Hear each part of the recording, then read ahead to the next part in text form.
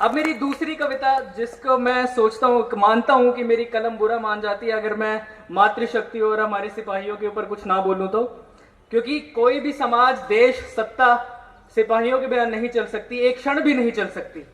और वो सिपाही हमेशा अपने परिवार से दूर रणभूमि में तत्पर रहता है, और यकीन मानिए उन सिपाहियों से ज्यादा उनका परिवार वहां लड़ता है। उनकी माताएं, उनकी बहनें लड़ती हैं, उनकी पत्नियां लड़ती हैं।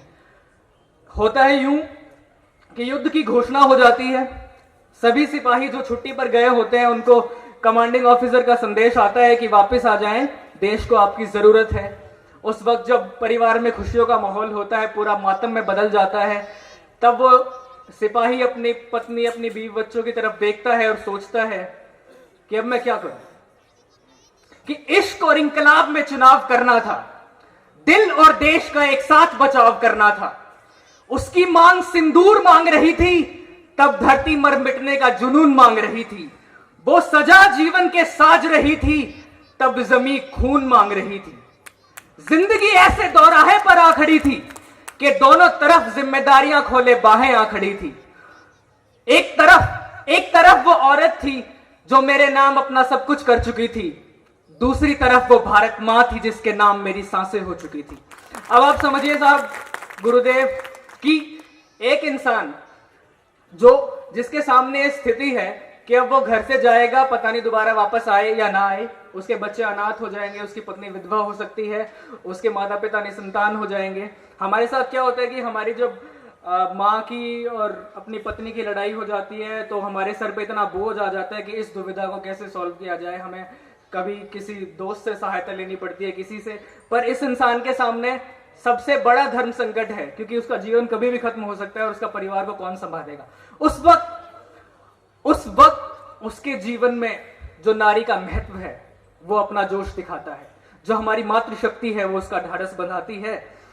और तब उसकी पत्नी कहती है, उस वक्त उस औरत ने मर्दानी जोश दिखाया था, फर्ज भूल चुके सिपाही को होश में लाया था, दिल में दर्द पर आंखों में अंगार लिए, गंगा से पावन गात पर अधूरा श्रृंगार लिए।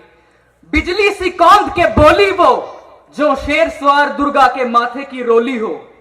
हे आर्यपुत्र तुम्हारे बाजू कैसे झुक गए, वतन की राह पर चलने वाले कदम कैसे रुक गए। अगली पंक्तियों को ध्यान दीजिएगा। ये पंक्ति वही शेरनी कह सकती है जिसकी कोमल काया के अंदर चट्टान जैसा जिगर होता है। वो कहती है कि यदि तुम्हारे पांव की बेड़ी मुझसे जुड़ा हुआ नाता है, यदि तुम्हारे सीने की आग मेरा आंसू बुझा जाता है, तो देख उतार फेंका ये गहना आज इस वीरांगनी ने, वतन को सौंप दिया है पति आज इस अर्धांगिनी ने। वतन की जिम्मेदारी तुम्हारे कंधों पर, वतन की जिम्मेदारी तुम्हारे कंधों पर, परिवार की जिम्मेदारी मैं लेती हूं। सीता पद्मिनी लक्ष्मीबाई को साक्षी मानकर कहती हूं कि युद्ध भूमि से तेरा शव भी वापस लौटा तो शिकवा कोई नहीं होगा, पर रण क्षेत्र से पीठ दिखाकर जिंदा लौटा तो सही नहीं होगा।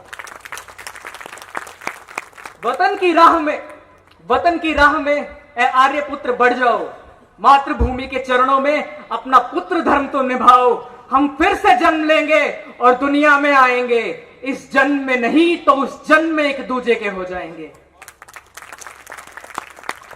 जाने से पहले एक जयकारा जो हर समाज, हर जाति, हर क्षेत्र, हर भगवान से बड़ा है।